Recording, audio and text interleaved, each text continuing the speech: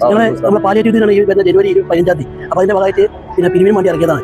അപ്പോൾ നിങ്ങൾക്ക് കഴിയുന്ന രീതിയിലുള്ള സഹായങ്ങൾ നമുക്ക് ചെയ്യാം. നിർദ്ധരായിട്ടുള്ള രോഗികളെ സഹായിക്കാൻ ഒരു വലിയൊരു മുതൽക്കൂട്ടാണ് പാലിയേറ്റീവ്.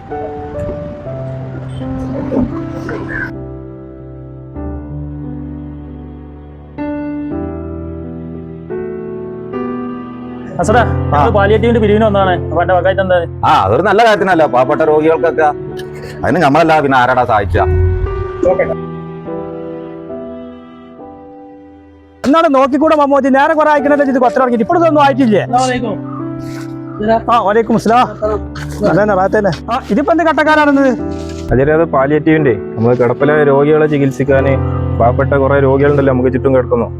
അപ്പൊ അത്തരം രോഗികളെ നമ്മൾ വീട്ടിൽ ചെന്ന് പരിചരിക്കണ പാലിയേറ്റീവിന്റെ ചികിത്സാർത്ഥം നമ്മൾ ധനസഹായം തീട്ടാം.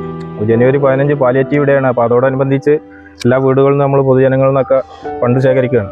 ഇതൊക്കെ നിങ്ങൾ ഏതെങ്കിലും പാവപ്പെട്ട ആൾക്കാർക്ക് കൊണ്ടേ കൊടുത്താൽ ഇതൊക്കെ പിന്നെ എനിക്ക് തരേണ്ട ആവശ്യം എന്തിനാ? എന്റെ ഒരു മോ ഡോക്ടറാണ്, ഒരു മോ എഞ്ചിനീയറാണ്. എനിക്ക് വലിയ രോഗം വന്നാൽ ചികിത്സിക്കാനുള്ള മോനും കാര്യങ്ങളൊക്കെ എന്റെ എത്താനുണ്ട്, എന്റെ മക്കളെ എത്തുന്നുണ്ട്. അതിലേത് അങ്ങനെയല്ല. നമ്മൾ കിടപ്പിലായ രോഗികൾ എന്ന് പറഞ്ഞാൽ അസുഖം പ്രായമുള്ളവനും പ്രായമില്ലാത്തവനും മുതലുള്ളവനും മുതലില്ലാത്തവനൊക്കെ വരും. അത് 4 ചുമരിലുള്ളിൽ അപ്പിട്ട് കിടക്കുമ്പോഴേ നമുക്ക് ഇതിന്റെ സ്ഥിതി അറിയുള്ളൂ. പാലിയേറ്റീവ് പ്രവർത്തകരാണ് ഇപ്പോൾ ചെന്നിട്ട് ഇതേപോലെ ഹോം കെയർ സംവിധാനത്തിൽ അവരെ ശുശ്രൂഷിക്കണോ അവരെ സാന്ത്വനിപ്പിക്കണോ ഒക്കെ ചെയ്യുന്നത്. അപ്പൊ അത്തരം കാര്യങ്ങൾ ചെയ്യണമെന്നുണ്ടെങ്കിൽ ഇതേപോലെ പാലിയേറ്റീവ് നിലനിൽക്കണം. അതിന്റെ ഒന്നും ഇപ്പോൾ ആവശ്യം എനിക്കില്ല, നിങ്ങൾക്ക് അറിയില്ലേ? ഞാനിപ്പോൾ ഇതിന് കാര്യങ്ങൾ തരില്ല. നിങ്ങൾ കിട്ടുന്നോട്ട് കൊടുക്കാൻ പോയിക്കോട്ടെ. ഇതാ നിങ്ങളെ നോട്ടീസ്.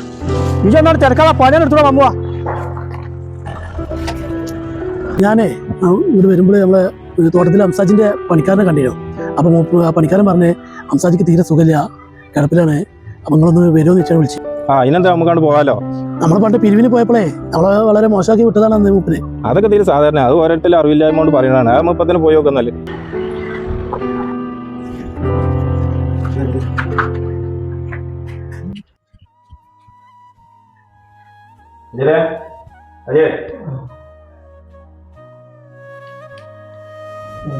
എന്തിപ്പോ പെട്ടെന്നുണ്ടായി? ചായ കുടിച്ചങ്ങാണ്ട് അവിടെ ഇരുന്നീനു. അതിൻ്റെ അടി കൂടെ തളർന്ന് വീണതാണ്. അല്ല, മക്കളെ വിവരം അറിയിച്ചാ? രണ്ടാളും ഞാൻ വിവരം അറിയിച്ചിരിക്കണം. ഒരാൾ സിംഗപ്പൂരാണേനും ഒരാൾ ലണ്ടനിലുമാണ്. രണ്ടാൾക്കും ഇതിനെ നോക്കാനൊരു നേരവും ഇല്ല. അത് സാരല്ല, നാളെ തന്നെ പാലിയേറ്റീവിന്റെ ഹോം കെയർ വരും. അതിനൊക്കെ തന്നെയല്ലേ പാലിയേറ്റീവ് ഉള്ളത്. അജയനെ ഞങ്ങൾ പോട്ടെട്ടാ. ഒന്നുകൊണ്ട് ബേജാറാണ്ട, ഹോം കെയറിന്റെ വണ്ടി ഇവിടെ വരും കേട്ടാ.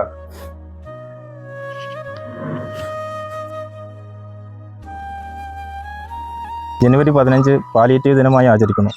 പാലിയേറ്റീവിൻ്റെ സന്ദേശം പൊതുജനങ്ങളിൽ എത്തിക്കുക, അതേപോലെ തന്നെ പൊതുജനങ്ങളിൽ നിന്നും നമ്മൾ സംഭാവനയായി സ്വീകരിച്ചുകൊണ്ട് പാലിയേറ്റീവ് പ്രവർത്തനങ്ങൾ വിജയിപ്പിക്കുക. അതായത് നമുക്ക് ചുറ്റുമുള്ള കിടപ്പിലായ രോഗികളെ അവരെ സാന്ത്വനിപ്പിച്ചുകൊണ്ടും അവർക്ക് വേണ്ട എല്ലാ ശുശ്രൂഷയും നൽകിക്കൊണ്ട് മുന്നിട്ട് നിൽക്കുന്ന ഒരു പ്രസ്ഥാനമാണ് പാലിയേറ്റീവ്. പാലിയേറ്റീവ് പ്രവർത്തനങ്ങളിൽ എല്ലാവരും പങ്കാളികളാവുക, പരമാവധി സഹായങ്ങൾ നൽകുക.